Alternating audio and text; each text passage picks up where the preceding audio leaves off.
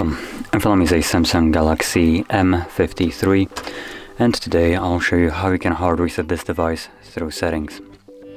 So to get started, open up your settings, scroll down to General Management, and in here you will find Reset, and then select Factory Data Reset. This will bring up a message letting you know what it removes. So there's a list of things that will be completely deleted from your phone. So if you would like to keep some of those things, do make a backup copy of it before you begin.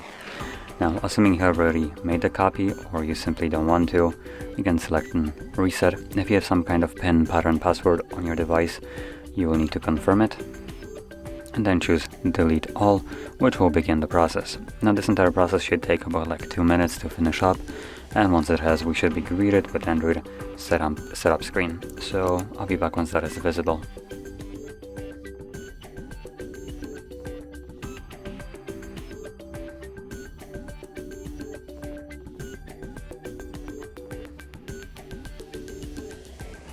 And as you can see, the process is now finished, and you can set up your device however you like. So if you found this very helpful, don't forget to hit like, subscribe, and thanks for watching.